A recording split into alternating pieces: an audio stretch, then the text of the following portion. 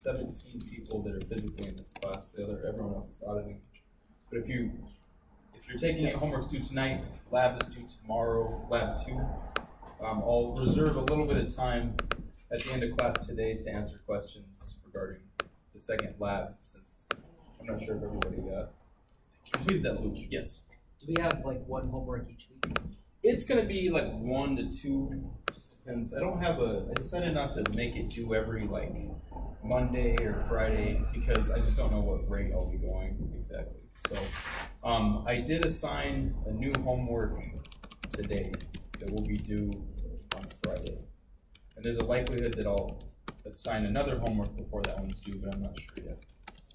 But the second homework is still similar to the first homework, except it's going to include some exploratory data analysis, which is a huge component in data science and obviously statistics. So we'll go over, hopefully today we'll start visualization in R, how to make nice looking plots.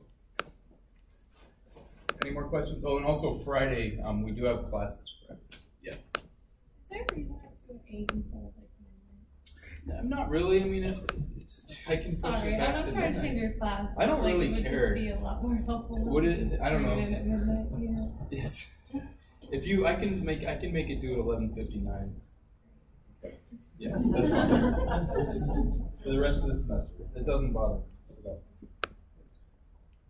I arbitrarily chose 8 o'clock. Okay, so we're going to pick up where we left off last class. And we were doing regression, so this is a little bit more of a math lecture or a traditional statistics lecture. And the R code that shows up in this lecture is pretty easy. It's just using the ln function and a little bit of matrix algebra, or matrix operations, I should say. So just recall, we have this kind of motivational data set. It's very basic. It comes from a common textbook. If you take 4205 or 5205, it's the classic regression text. That's where this example comes from. Kuttner is the text. And we just have some response, which is total labor hours, and we want to relate the response to 3 predictors or 3 covariates or 3 features, whatever you want to call them. And let's skip ahead. So this right here represents the generic form of a multiple linear regression model. What should you be seeing from this form? We have a single response, so in other words, a single y variable, right? We have the relationship being modeled by what type of function? Linear function. Does that make sense? So just in a general perspective, you can see this. If you take like a machine learning class or a data mining class, we always think of this relationship, right? It's y is related to the covariates, which is and then plus some noise, right? But this could be x1, x2, all the way to as many as you want, xp, let's say, right? Doesn't have this is just an input of many covariates. Doesn't have to be linear per se, but in linear regression we assume that very, very strong assumption that it's a line or a plane or a hyperplane. So a couple other features to notice. When I say features, not meaning covariates. The epsilons are assumed normal, centered at 0, with constant variance throughout the entire relationship. Does that make sense? That's homogeneity of variance. That's again a very strong assumption. Okay? So in this class, we're not going to relax the assumptions too much at all. We're just going to look at these things at a very surface level. So then we formulated the exact same model using matrices. This is a much more elegant expression, and it includes the same information. So here, y, I was lazy when I wrote these slides. I decided not to make y bold, but that's a vector. Does that make sense? It would make more sense if y was bold. And same with beta being bold and epsilon being bold, because it's the entire y data set, right? Does that make sense? And the design matrix, that's a matrix that includes typically a 1 for the first column, which represents the intercept, and then it has all of the other covariates, the actual data points for the covariates. So this is the multiple linear regression model. You can also think of this. Does somebody know how we would formulate this in terms of a multivariate normal? I'm just curious. In the matrix formulation, right, y is, these are all bold, right? Right? Here we could say that epsilon is distributed multivariate normal, right? With mean, it's a vector of zeros. Does that make sense? It's a bunch of zeros, and then it has a covariance matrix equal to what? Does somebody know what it is? They're independent, right? So the covariance matrix should be sigma squared times the identity matrix, right? That's the multiple regression model in terms of matrices, okay? Where the identity matrix are ones down the main diagonal and zeros on the off diagonal. Constant variance, right? That's why you can just pull out that sigma squared. So, skip ahead. Where did we make it last class? This is where we stopped. So we want to estimate this model, and there's different ways to estimate parameters in statistical models. Probably the most famous method and the most widely used method ever is maximum likelihood estimation. The second most widely used method is probably least squares. Often they're equivalent, so in this case they actually are equivalent. Least squares is equivalent to maximum likelihood. Specifically for regression, what assumption guarantees that they're equivalent? Does anybody know? Just curious. You can't see the assumptions on the board, but the errors being normal is why maximum likelihood is equivalent to least squares. Okay, normality invokes some powerful things, okay? So anyway, you could have motivated this through MLE as well, and we'll spend some time on maximum likelihood estimation later on in this class. So the least squares line is calculated from the training data by minimizing the sum of the squares of the vertical deviations from each data point to the line. Yes, please. When are the errors not normal? Is that just an assumption? That's an assumption. Yeah. I mean, when are they not normal? I mean, if you look at the data and it looks like something that wasn't generated from a normal distribution, technically, I mean, it's very, like, philosophically, they're never actually normal. Do you know what I mean? It's, you know, not to spend too much time on that, but it's just a model. It works. But, you know, normality is something we made up. It's hard. So, you know, we have a whole bunch of rules and, you know, QQ plots and all these things we can do to see if they are reasonably normal. But technically, it's just a model. They're never truly normal. So. Okay, so let's motivate this. This is something you may have seen in your Intro to Stats course. If you want to fit some line to this data set, there's an infinite number of lines. Does that make right? Why not just fit one that goes downhill? That would be a really bad idea because it would be extremely off of the actual trend of the data. But if you move this line around until you achieve the minimal squared vertical distances, that's the least squares best fit. Okay? So here's a few potential lines. And just by inspection, what color is going to produce the best line? Just blue, obviously, right? You can just look at that because it's physically going through the trend of the data. But if you want to quantify this in some type of optimization problem, then it's the one that minimizes the vertical squared distances. Okay? So, as you can see, if you look at the first line, the red one, we plotted all of those vertical squared distances, or just the vertical distances, I should say. We squared the distances and then we added them up. And so this SS quantity, this represents the sum of those vertical squared distances. And that's pretty big. Obviously, it depends on the data set. It's just whatever the units are, okay? So, you know, that could be the minimum one depending on the units. But if you now try the purple line, you can see just from this slide to this slide that although it's not great, you get a significant decrease in the SS quantity, okay? So then this kind of leads to, how do we know what the best line is? Well, you have to solve it actually. But this one is the optimal. You can't get better than this. 2118 is the best sums of squares for this specific application, okay? Does that make sense? Okay, so this is nice and easy. And in multiple regression, it becomes really hard to plot on a, obviously it's impossible to plot with very high dimensions, but hopefully you can visualize that you no longer have a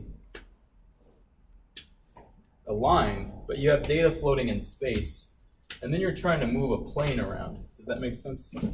And these all have like a vertical distance from y to the actual plane, so there should be an optimal plane when you move that around, which will give you the estimated coefficients, intercept, and then two corresponding features.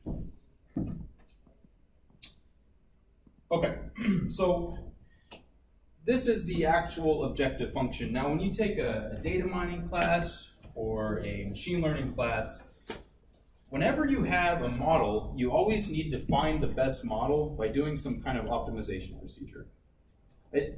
Almost every single common procedure boils down to an optimization problem. Okay? For example, k-means clustering is an optimization problem. It's just not least squares, but it's analogous to least squares. Any maximum likelihood estimation, those are maximum, you're maximizing the likelihood, that's optimization, okay?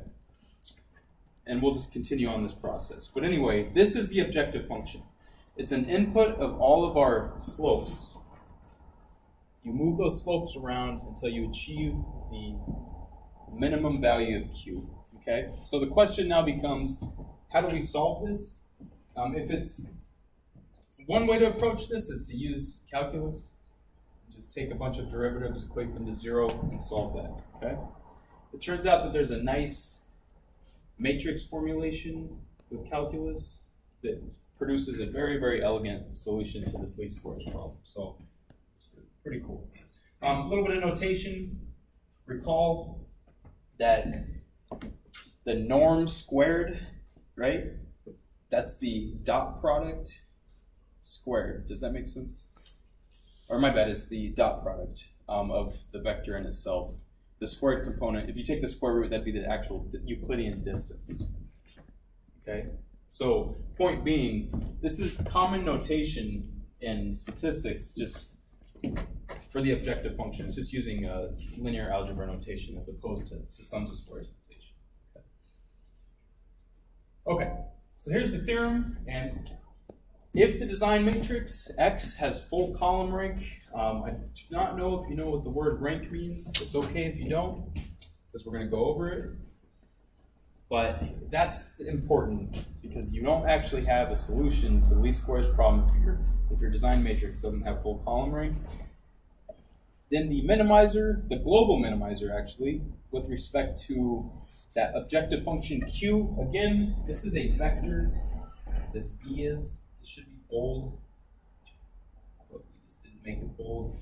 But the actual global minimizer is the least squares equation, the famous least squares equation, where X is the design matrix.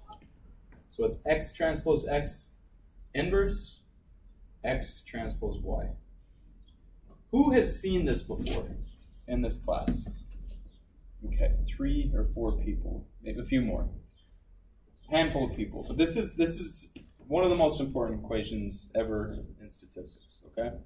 And this gives you the actual optimal solution to the regression function. It works for simple linear regression, it works for regression to the origin, anything you want, okay? Before I move on, are there questions about this form? Please. So then V0 is the intercept, and V1 through V P are like the coefficients of the axis. Yeah, so this is subtle, but let's say, for example, the design matrix X had 1s. Then it had x, let's say 1, 1, x, 2, 1, all the way to x, I don't know, 2, n. There could be n cases here. And then we have another covariate, x, 1, 2, x, 2, 2, x, my bad, this should be n, 1, and 2. So how many covariates do we have here? We have 2. Does that make sense? So when we compute, and then y, let me not get ahead of myself, y is going to be y1 all the way to yn. Okay? So if we compute x transpose x inverse x transpose y, this is the vector of coefficients beta naught hat, beta 1 hat, and beta 2 hat. Does that make sense? So this is producing a vector of dimension, in this case 3 by 1, but it's as many slopes that you have.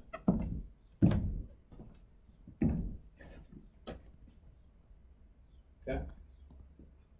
So if you're, I know there's some people auditing from Teachers College, if you just used, SPSS and threw a regression on this, behind the scenes, SPSS is using this formula. Does that make sense?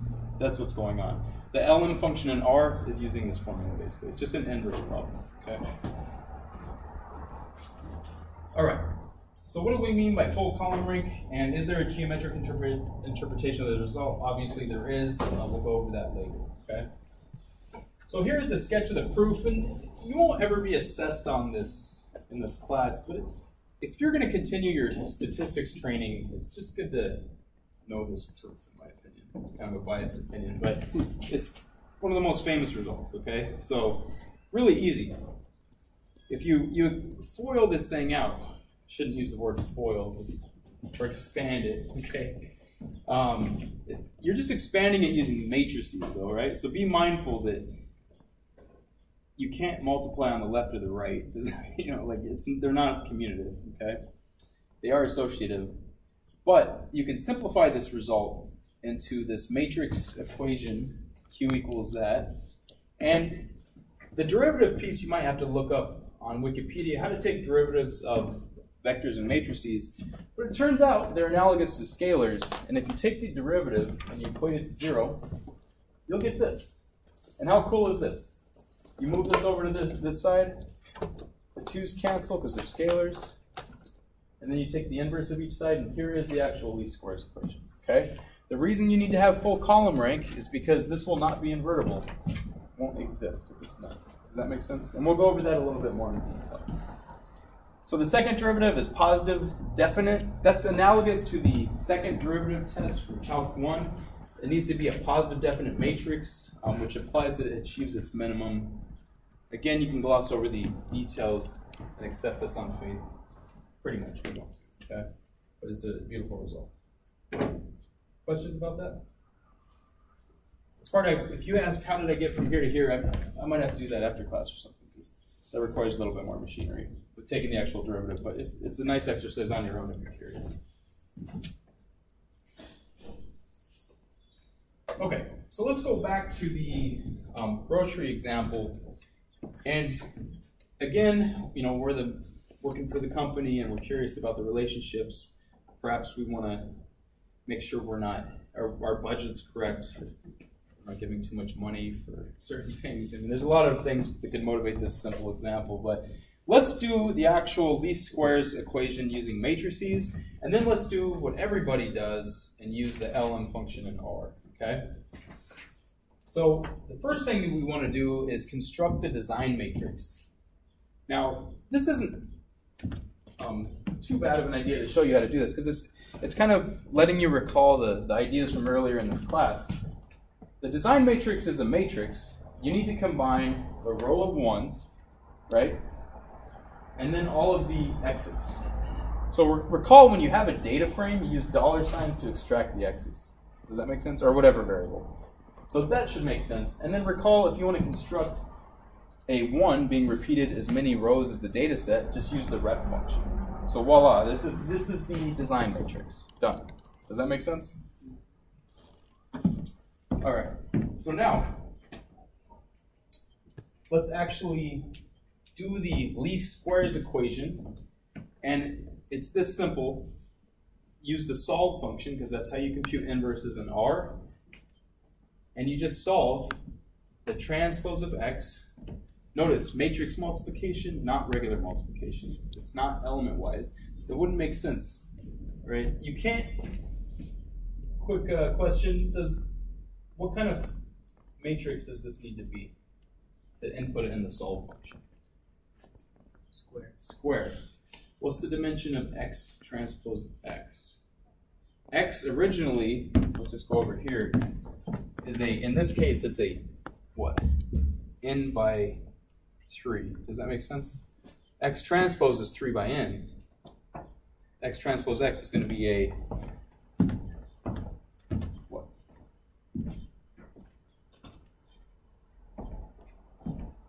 Just in relation to this example.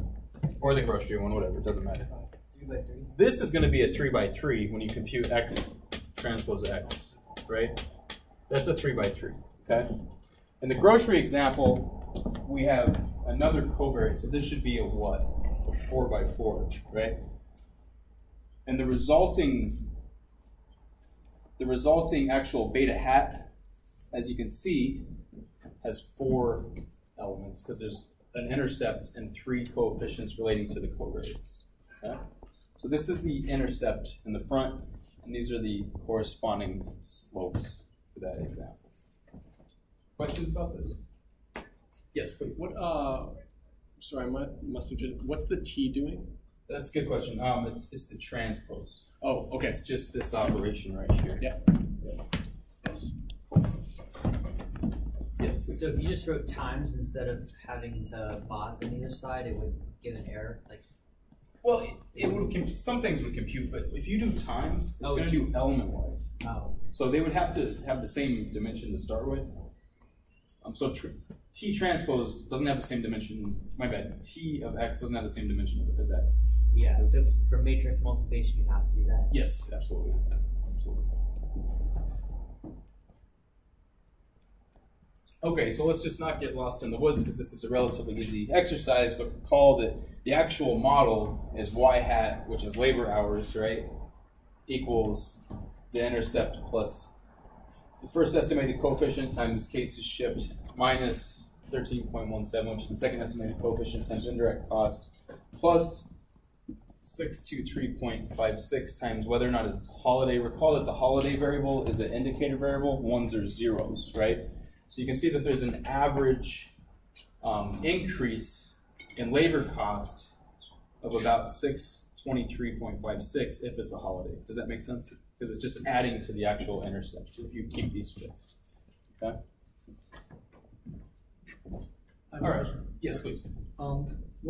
What's the difference between with a solve and without a solve? Could you please repeat that? What's the difference between if you have a solve there and without solve? Oh, you have to have the equation has an inverse in there. Oh, So that's doing the inverse. Otherwise, it would just produce some other matrix that's not the optimal solution. with solve parentheses doing the inverse? Yes, yes. This right here is solve of x transpose x. Can you do parentheses like -1? No. Okay. For scalars, you can do that, but not for But not for matrices. Yeah.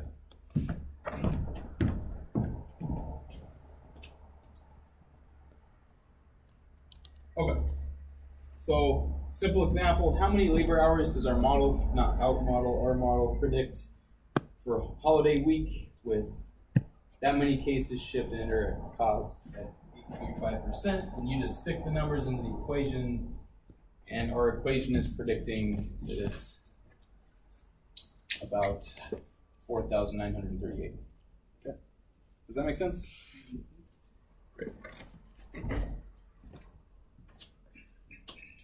Okay, so let's actually perform the same operation the way you really should be performing it. Sometimes you have to use the least squares equation, because what if you did some kind of tweak on the model and you don't have a built-in function in R for it, right? But, you know, this is such a common exercise. The ln function works very nice. And all you have to do is use the notation y. Inside the LM, the first thing is the equation. So it's y tilde, any features or any covariates that you want to include in the model, comma, data equals whatever data frame. So if you didn't type data equals grocery, it wouldn't work.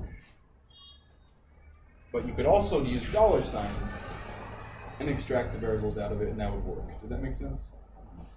But this is the most efficient way, is to just not type grocery dollar sign in front of each variable and then type it once over here, okay? And what it shows you is it doesn't give you the summary output yet, okay?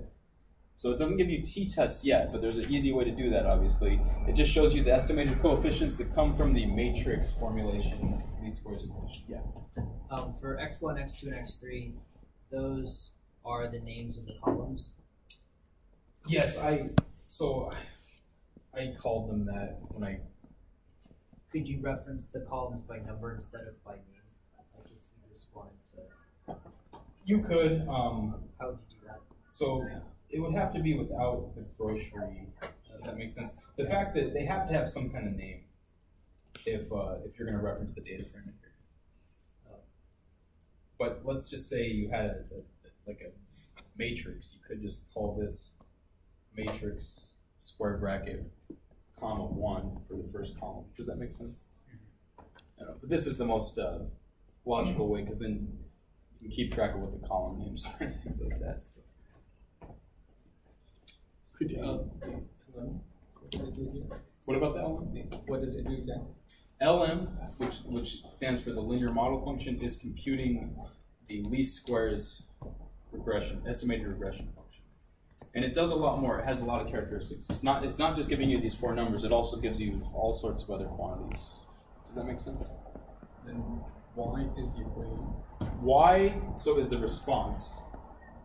Tilde is kind of like an equals, I guess. It's saying we're regressing y on these features. And then however many features or covariates you want to include in the actual model. So, did you have a question? Oh, I was just going to ask if you had like a ton of columns, if there was a different way to call them. Absolutely. So I don't know if I have this in the notes, but let me bring up the script file.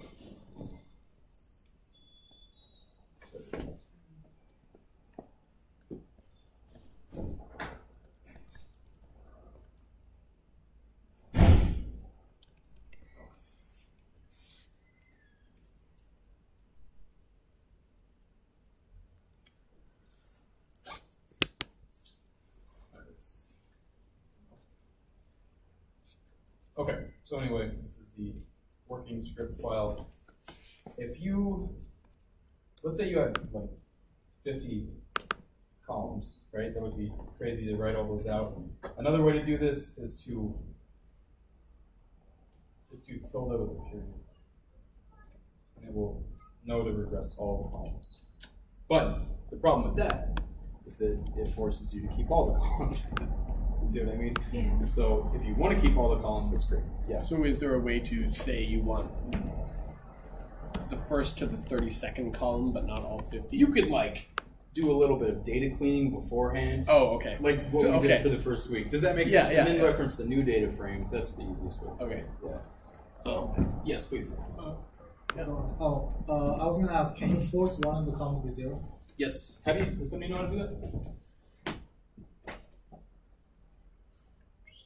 How to do what? So, or my bad, can you force one of the columns? Maybe I misinterpreted your question. One of the coefficients to be 0. So you can't really force one of the coefficients to be 0 unless you use. There's other techniques like lasso. I don't know if you know what that is, but like that's specifically for like high dimensional cases, and you force sparsity. Does that make sense? So in regular regression, you can't just force one coefficient to be 0, but you can change. You can take the intercept out, though. That's one thing you can do. I thought that's what you were asking. Oh, you mean like just x1 plus x3? Yes. Yeah. So that would force it to go through the origin. And the way you do that, if you're curious, is you do a -1. So look, so notice, this is not a very flexible model. Like, why on earth would you regress through the origin in practice? But you can in principle. Maybe you have to have the crossing 0, 0 for symbols. You know, like some physics, something that would make sense in the application. But it leaves you with less flexibility, right? Does that make sense? Even though these are typically what we want to test. Notice that they are,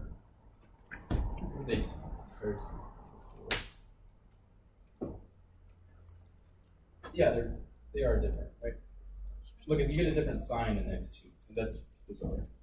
So you're actually getting a different interpretation for x2 because you force it to go through the origin. That doesn't make much sense. How are you running those commands through the keyboard? I, on my Mac, am typing command enter. And you don't even have to highlight it. If you command enter, it just does the line with your cursor Yeah, on. exactly. But if you want to do a few lines, you could highlight them and then press command enter or press the wrong button. But command enter is the easiest way to do it. So what did the -1 do? That forces it to go through the origin. Does that make sense? So the actual equation itself, I see. it doesn't have an intercept. So if you stick 0, 0, 0 in for x1, x2, x3, then the predicted response is 0. But it also changes the other estimated y because it's a completely different equation. It's because, think of, let's say we had a simple linear regression problem, and the data looks like this, okay? Then what would the line naturally look like that? But if you force it to go through the origin, then it's going to look like that. So it's going to change the actual estimated slope of that. Does that make sense? Okay. So could you put the -1 on any of the variables? I always do it last. Let's see. I might have to do it last. Oh, sorry. So it looks like it still works. Doesn't really matter what it is. Any more questions? Can you so it might be more inefficient, but can you refer to x1, x2, x3 by their actual variable names? So Oh no, that is the variable names. oh, okay. Yeah, so in the data set, that is the variable. Yeah, if you look at The data frame, I mean. even though like if you look at the original, Okay. yeah, it was just a little bit easier to Yes, I understand. look at. There's nothing special about that. You could have used the actual names in the application. So. Does that make sense? All right. So that's one of the more valuable bits of information you're going to get out of this class, but you'll spend so much time on that when you take an actual regression course, okay? But at least it's not totally unfamiliar if you haven't had 52. Okay, a little bit more notation. The fitted values and the residuals. So the ith fitted value, it's specifically for a ith case you plug into the model. That's the ith fitted value. Does that make sense? It's very subtle, but you can predict quantities for any levels of x if they're in the valid prediction range. But when you have a subscript script I, that means it's the predicted value for the ith case. Does that make sense? Mm-hmm. Okay. Could draw a picture for simple linear regression. In this case, if you use matrix formulations, it's the design matrix times beta hat. Okay. Matrix multiplication. So the ith residual, denoted E sub I, is the difference between the actual response value and its corresponding fitted value. So that's definition of residual. Just looking at the difference between y and y hat. And then we can denote this as a vector as well, if we wanted to. Okay. This would be a vector of length n. Does that make sense? Yes, please. So did it show that xi1 all the way to xi t-1 just observations, they are realized values? Yes. We just substitute them back to the model. Yeah, into the estimated model. Yeah, and then you'll get n predicted y's. Oh yeah, then we will compute y hat and our computation. Or? Yes, yes. That is called. It's just our predict, but it's not for any values in between the x's, right? Like the utility of regression is that you can predict values that are not in your data set, but the y sub I are the ones that correspond to the values in your data set. But that gives you a measure of how accurate you are, precise. Because, so if you take this quantity, right, or these guys, let's say, and you square them and then you sum them, what's that called? Residual sum errors. Which is also called SSE from earlier. But that's the optimal SSE. That's the absolute minimum least squares you could possibly get because it's the least squares equation producing that. Does that make sense? So this, if you take this again, you square them and then you sum them up. That's sum of squares there. Okay. SSE in some classes, RSS in other classes. In addition, that why I adjust real observations, well, why I had a value calculated from based on rule. Yes, definitely. Okay. So if you're curious, you can compute the residuals. Recall that the linear model object has many characteristics. It has the residuals stored in there. You just have to extract them. You could do it by using $ and extracting the residuals, or you could use a wrapper function called residuals, which does it for you. So you do the residuals of the model. Does that make sense? Fitted values produces the y hat values. Okay. So, quick example. There's 52 observations, so let's just look at the first 5. If you do the residuals of the linear model, notice you could have just done residuals of LM, etc. We're just storing the linear model into LM0. Then we're computing the residuals of that. Fitted LM0. Just some fun. I don't want to spend too much time on this because you're going to definitely see this in a regression course. However, if you were to, for fun, sum up your residuals of LM0, what should this do? Without round. What do you think? Should give you 0. Yeah, okay. Numerically, it's okay. Because half of them are above the line, half of them are below the line. Another thing, what if you were to sum the fitted values? What does that look like?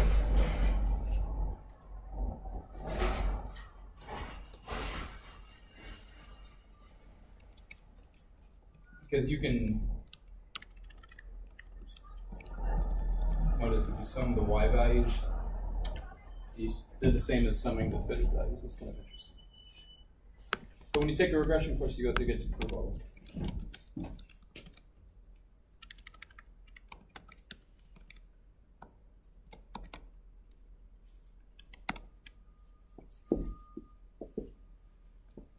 Okay, so the summary function, recall, operates on so many different objects in R. If you do a summary of a vector, it gives you the 5-number summary plus the mean.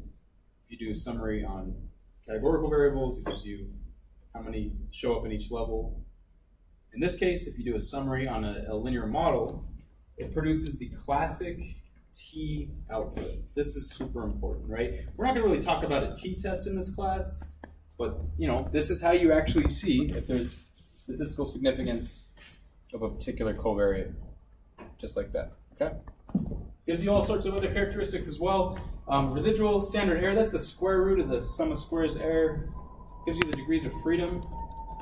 The way we compute the degrees of freedom is the number of cases minus 4. Why is it 4? Because it's intercept and then 3 slopes. Does that make sense? So 3 plus 1, 4. Multiple r squared, 0.6883. Adjusted multiple r squared is more meaningful if you're doing model selection. It's an adjustment for how many covariates you have. You get the F statistic, which is the overall relationship and its respective p-value. Okay? So that's all the stuff you need to know for regression. So now let's deviate a little bit and we'll do a linear algebra review. Again, this class serves as a prerequisite for the machine learning course, and there's several gaps for students going into that class. So we're going to talk about some pretty common notions in linear algebra and how it relates specifically to regression. So let's start with the definition of linear independence. Okay? So a set of vectors, v1, let's say through vp, all existing in Rn, is linearly independent if you take scalars, multiply them by the vectors, and add them up. If that equation equals 0, if and only if it has the trivial solution. Does that make sense? So in other words, you can't have any linear combinations of vectors. Those would be linearly dependent. So the only possible way to add those up and get 0 is if all the c's are equal to 0 at the same time. Please ask me questions if this is clear. So here's a quick example. Vectors v1 and v2 are linearly independent since the equation c1 times v1 plus c2 times v2 equals 0. The only possible case for this to be true is if c1 and c2 are 0. Okay. Could you draw this? So I could draw it in 2 dimensions, but this is 3 dimensions, right? If 2 vectors are linearly independent, they're not necessarily orthogonal, meaning perpendicular, right? But they're going to look like this in 2 dimensions. What are 2 vectors that are linearly dependent going to look like in 2 dimensions?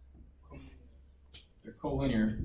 They're just going to be on top of each other, right? Because this is a scalar multiple of the other one. Okay. So the idea is if you take any linear combination of these 2 vectors, we kind of span the whole space. That's what we're kind of getting to.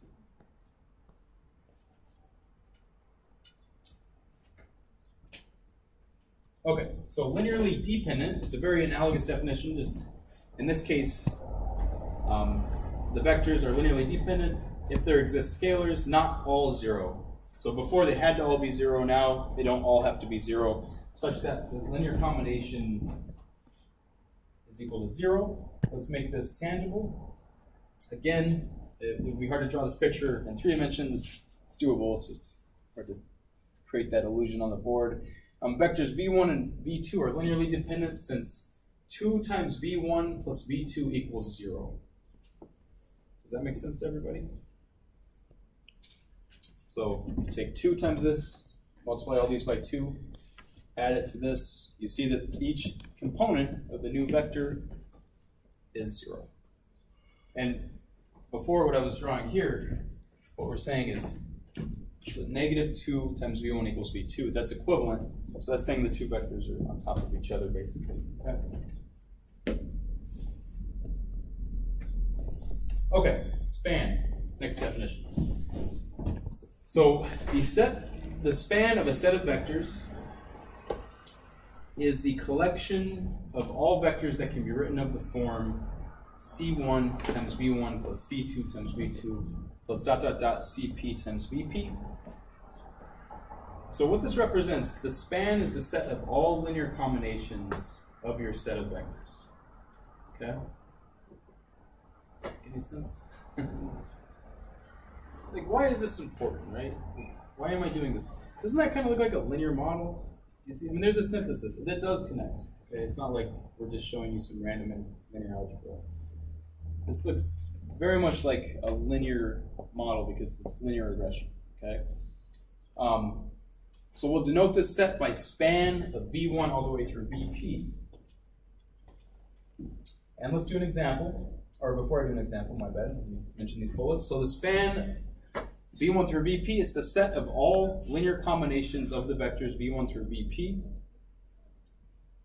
We say the span of those vectors is the subspace of Rn generated by those vectors. You don't have to worry about that too much if you're freaking out about if you haven't seen this stuff before, okay? A vector B, this is the part that in my opinion is most relevant for regression. A vector B is in the span if a solution exists to the vector equation, right? Does that make sense? But this kind of looks like a linear model. a little bit, okay? So, anyway, if you can find scalars, x1 through xp, and multiply them by the vectors, add them up, and you get a vector b, then you know that that vector b is in the span generated by v1.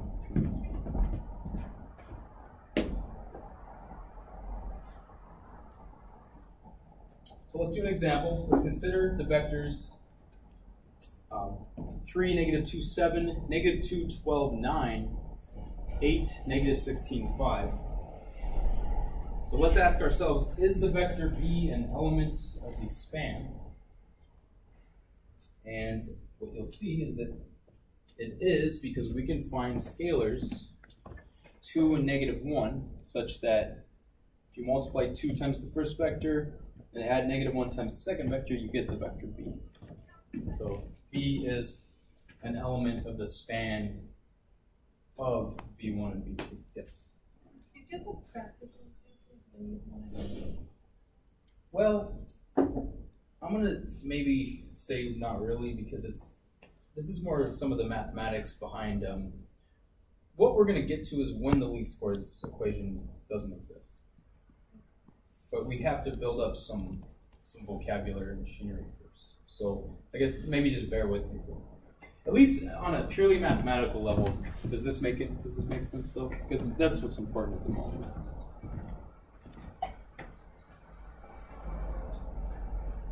So the next definition is the column space. Okay, so hopefully this isn't too confusing. The column space of a matrix A.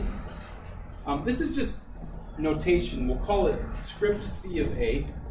You can call it whatever you want, but I'm just going to call it script C of A. It's the set of all linear combinations of the columns of A. So this should look really familiar with the previous two slides. So if you think of the columns of A as being our vectors, then the column space is just the span of our column vectors. That's all it is, okay? So if A is v1 through vn, then C of A is the span of v1 through vn. Okay? So to solidify this definition, let's go back to the exact same example as before. If you C-bind these two columns together from the previous example as a matrix, then what we can say is that the vector b is part of the column space of A, okay? Because we already know this solution exists. Are there any questions? Does that make sense?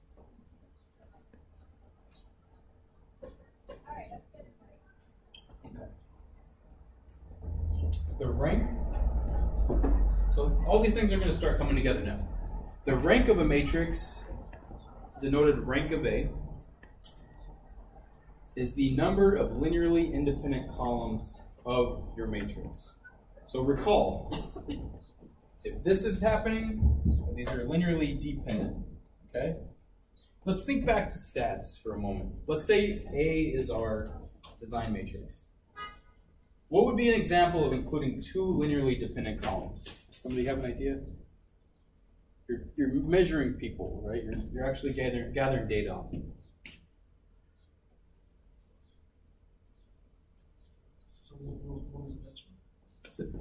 Say that one more time. What was the question? What is an example of including linearly dependent columns in a linear regression set?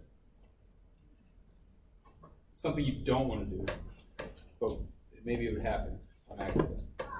Perfectly linearly dependent. What if you measured somebody in feet and also measured them in meters? Does that make sense? Why would you do that? You're literally including the exact same information twice. And then you're not going to be able to invert the design matrix. That's the whole point, okay? Unfortunately, you can get close to linearly dependent just because so many things are highly correlated. But to be linearly dependent doesn't have to be perfect. Technically, mathematically, it does. But you can imagine if they're close to linearly dependent, it's going to screw things up. Yeah, that's called collinearity in linear regression. You're going to have instability in your slopes. You might get opposite signs of the slopes.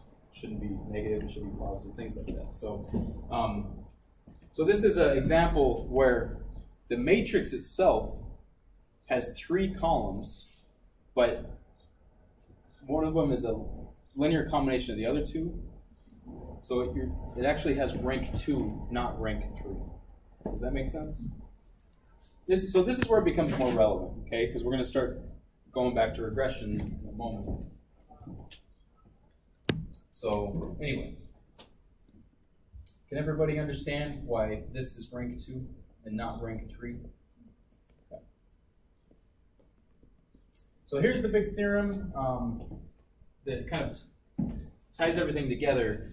The following statements are equivalent. You can extend this theorem if you've taken a course in linear algebra. There's many equivalent statements. These are the only ones that are relevant in this class. So A is invertible is equivalent to recall that A is a P by P matrix to start, okay? Is equivalent to saying the column space of A is RP, okay? And that's equivalent to saying the rank of A is P. So in other words, if you don't have full column rank, you can't invert the matrix. Does that make sense? That's what you should be getting out of this. Okay? If X is an n by P matrix, and it happens to have rank P, then it turns out that X transpose X also has rank P. How would you prove this? It would take a little bit of work. You could just multiply this out and show it's equivalent. You don't have to worry about proving it. But anyway, accept this on faith. This is important because we start with a design matrix that's not square, right? You can't invert a design matrix. That doesn't make any sense. But you can invert X transpose X, but it's not going to be invertible unless the original design matrix has full column rank. Okay?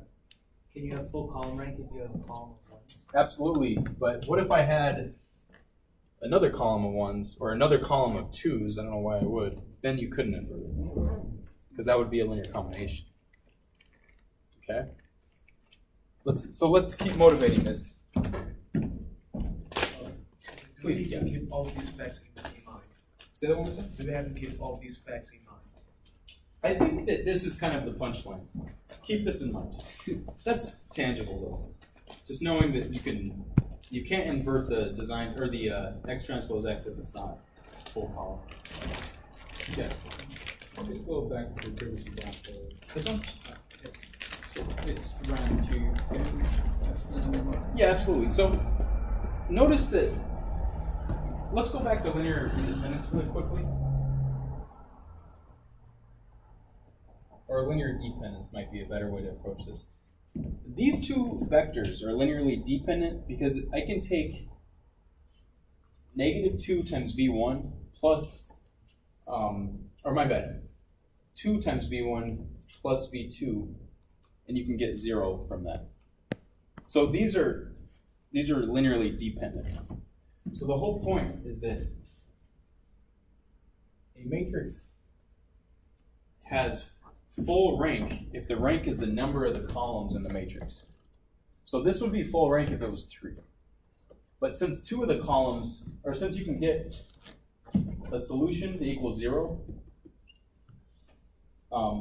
based on these 3 vectors, that means that one of the columns is a linear combination of the other 2, which means if you take one column out, then it will be full rank.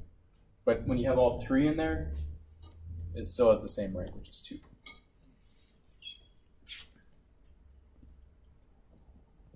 Yes, please.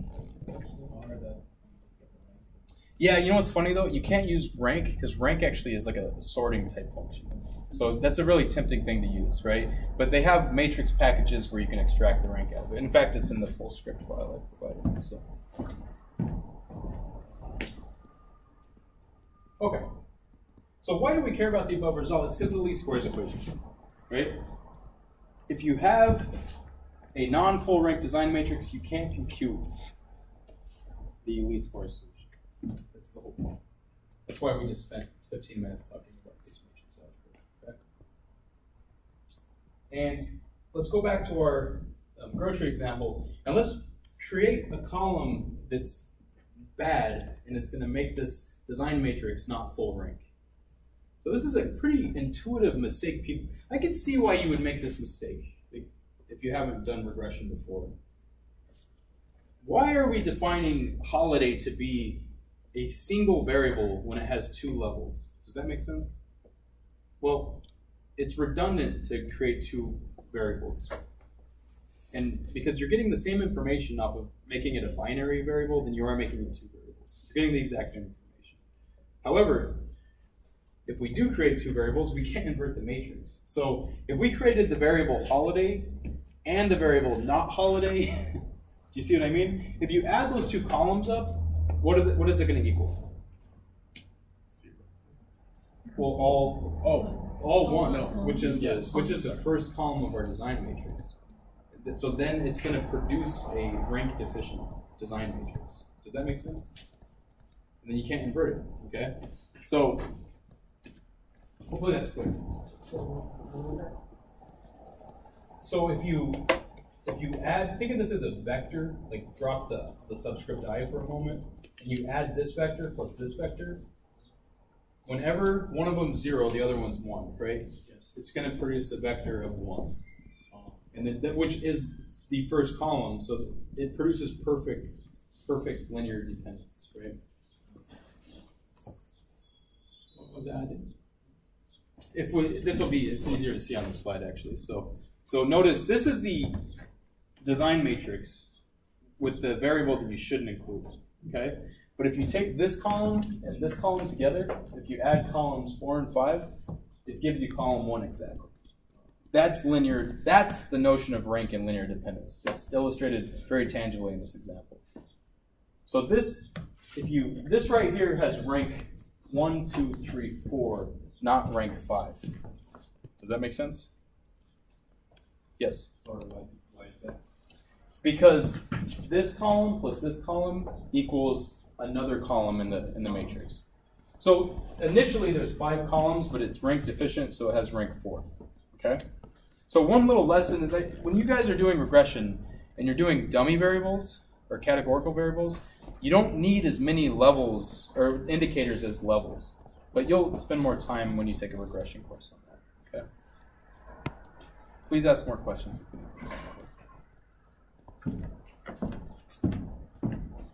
All right. So the next few slides, before doing this, let me go to R and show you a couple of functions that are prepped in the full script file.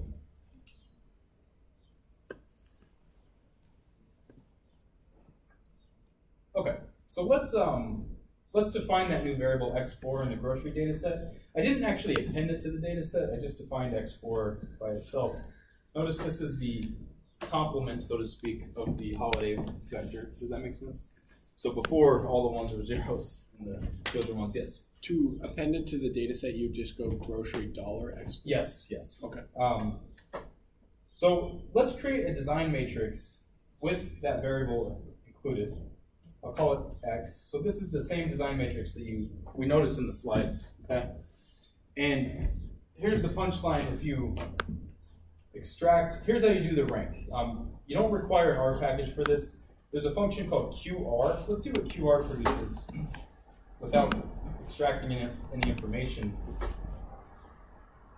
You would have to take some linear algebra to know some of these things. This tells you which ones are pivot columns. Don't worry about that. Okay, you can gloss over a lot of these details. Actually, not sure what that is. I'm not sure what QRAUX is. I'd have to look that up. Anyway, I care about the rank. Okay, so notice the original matrix. It seems like it should have rank 4.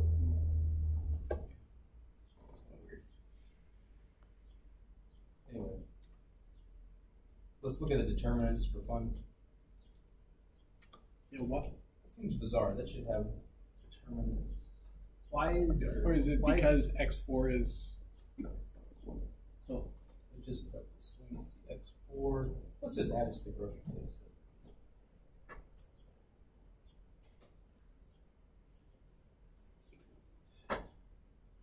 I don't want to waste too much time because it's not. I could fill in the gap. Oh, but that was stupid.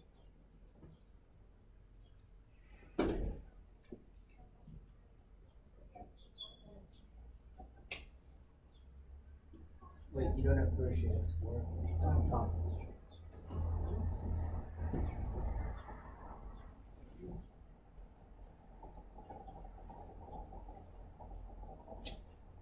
That's weird. Anyway, don't worry about it. You're not going to be assessed on the rank. But you should see that this is still consistent. That it's computationally singular, right? You should have determinant 0. That was kind of weird, right? I just looked this function up recently and the rank's not working, so it doesn't really matter. Point being, I know for a fact this is not full column rank, and we know that the solve function is telling us that it's not invertible, which makes sense. Okay. So wait, what's wrong with the rank? It's no, it should be rank. Notice X transpose X is a 5 by 5, right? And it should have rank 4, not rank. Is it because 4 and 5 added together equal 1? So then Yeah, but if you get rid of one of them, then it's full column rank. yeah. Do you see what I mean? How many are full column rank? Yeah, it could be something like that, but typically the rank is 1 and 4 plus 5 equal. That's true, but if you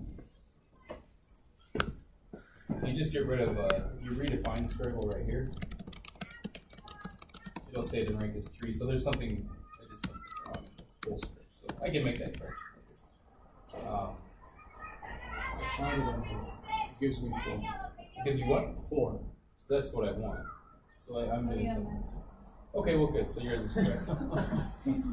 I don't have to correct it, but what I do want to show you guys is if you run the linear regression, look what it does. It's pretty interesting. It still runs. It just doesn't produce one of the values. Okay, so it just knows to take out one of the linearly dependent columns. It still runs. You get the exact same slope estimators as if you took the column out. Yes. Does it select that randomly out of like X3 and X4, or does it always go with the last one? I believe it always goes with the last one. Okay. But you could have like several linearly dependent columns if you're And then careful with how you construct yes. the design. Do you know what I mean? Yeah. Are there questions about that? Okay. So what will the function just call before the last one? What will the function, You call before the last one. this one right here? Yeah. So it just took away the last covariate, or my bad, it didn't estimate the last covariate because that covariate was a linear combination of 2 other covariates. So that X transpose X is not invertible. Yes, yes. So it still inverted the matrix without that column. That's what it did. Does that make sense? So there's missing value of. Yeah, but you have a missing slope. But if you did it through matrix computations, it wouldn't work like that. Okay?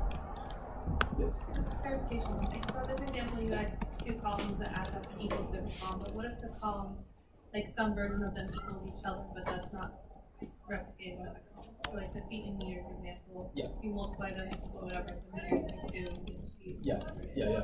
But that's not another column in your matrix. It's still Right, so if you had another column that represented meters, then you would have 2 in those. Does that make sense? Like however many... Say you just have like x1, x2, x1 is feet, x2 is meters. Yes. Like at some point, some formula will make those equal each other, but it's not a column. Does that make sense? Right, but it's the notion of a linear... I don't know what the conversion is either, but V1 is equal to A times V2 plus B. That's linear dependence, right? It's dependent. This, by definition, is linear dependence. Okay, but I just wanted to say. Yeah, so.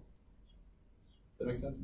I was wondering if the units are different, but they are given the same measurement of feet and meters. Well, if you measured the same observations in feet and meters, then it's gonna cause issues when you actually run the model.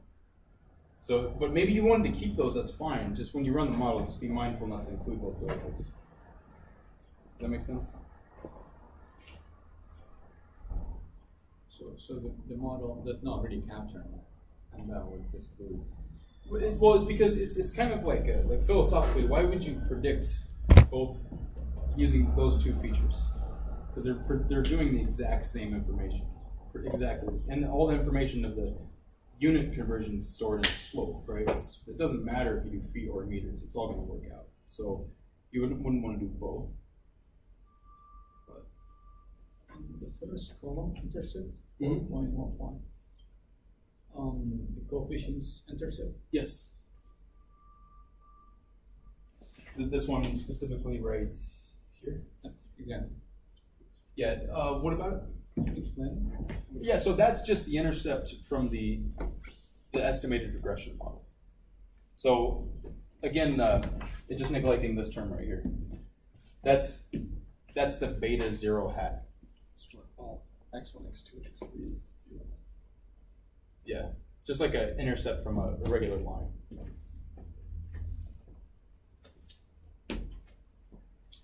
Okay, so now a little bit more math. And this is, the notion is, projection is a huge topic in statistics. And if you take a higher level regression course, you're not going to look at it through least squares, you're going to look at it through a projection approach. Okay, so we're not doing much. You can see there's 4 slides on this. But the point is, I just want to implant this in your heads early before you take a higher level regression course. And a little bit of notation first, okay? So when we do the projection approach, we typically talk about this in terms of norms of vectors. So recall the squared norm of a vector. It's the length squared, okay? Specifically, so it's the dot product of the vector itself, essentially. That's what the squared norm is. The distance between two vectors, it's the difference of the vectors, and then you apply the norm on that. And the inner product, which is otherwise known as the dot product, okay, is the, you use bracket notation, x and y, and this is x transpose y. That's how you compute this, because this needs to have dimension 1 by 1, right? So this is a n by 1 transpose, which is a 1 by n, times n by 1 is a 1 by 1. And it's just the sum of the element y's products. Add them up. Recall that vectors are orthogonal. What does orthogonal mean? Is that they're perpendicular, okay? The dot product is equal to 0. So that's, orthogonality is the best case of linear independence. Like these, the picture I drew earlier, these are definitely linearly independent, but if they were orthogonal, they're even not more linearly independent, but they're more efficient, let's say. So, more definitions. So this is really cool. This is such a famous formula, and it's another way to approach regression. So let x and y be in Rn, then the projection of y onto x, written as capital Pi y, not given, it looks like given in probability, just think of it as when x is equal to x. You can think of it as given, that's fine. And that's defined as projection of y onto x. It's the dot product of x, y divided by the norm squared times x. So let's think about this for one moment. So let's identify what's a vector, what's a scalar to start, okay? So is the projection a vector or a scalar? Vector. Why is that? Because it's exactly on the right side. Good. And the dot product's a scalar, and the norm's a scalar. Does that make sense? So here's the classic picture of this. If you're looking at something pretty simple,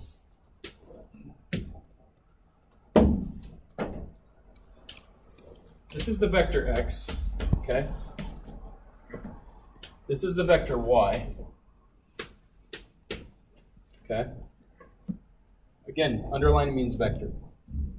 We wouldn't want to put it on top, right? Because then it's like x bar, so it confuses students. So the projection is technically the orthogonal projection. This vector right here is pi of y onto x. Okay? Does that make any sense? If you have linear algebra, that should make sense. But what's interesting is this is exactly how least squares works. It's analogous. So in multiple linear regression, y hat is actually the projection of the column space of x. This is so fascinating. I don't know if you guys can absorb this or not, but think of the column space of x, right? So again, let's draw more pictures.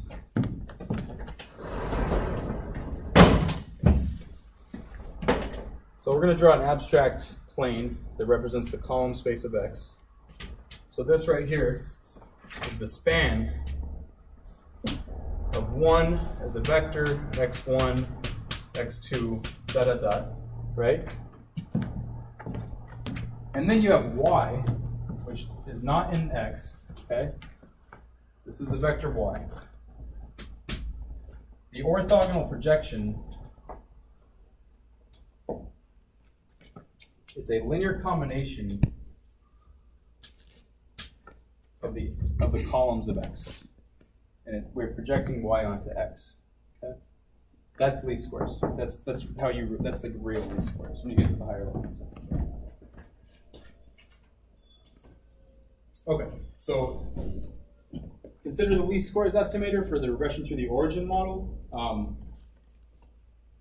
So the regression through the origin model, the model is beta x1 plus epsilon. Then from the previous theorem, beta hat, which is look at this, x transpose x inverse x transpose y. That's the actual least squares equation, right? Let's just do this really quick, just for let's do regression through the origin. So the model is y I equals beta naught, or just beta, xi plus epsilon. What does the y vector look like in regression through the origin? Does it change from regular regression? It's the same, right? This is y1 all the way through yn. This is simple linear regression through the origin, one covariate, right? What does the design matrix look like? It's so easy that it's confusing. It's not even. There's no intercept. Not zeros. It's actually x1, x2, x, right? It's just the x cases. These are xi's. Okay. So how do you compute the least squares equation?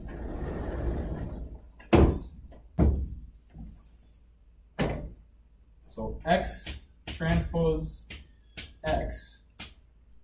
What's that equal to? The inner product. The inner product. So, yes, exactly. So it's the sum of our xi's squared, right? Then you multiply, and then you invert this. This is a scalar, right? So the inverse of this is just 1 over that quantity, right? You don't have to do matrix inverse inversion. So now this is, so x transpose x inverse times x transpose y. That's sum xi squared, and a xi squared inverse times sum xi yi. That's the formula for regression through the origin if you have one covariate. That's exactly the same thing as the inner product of x and y divided by the norm squared of x.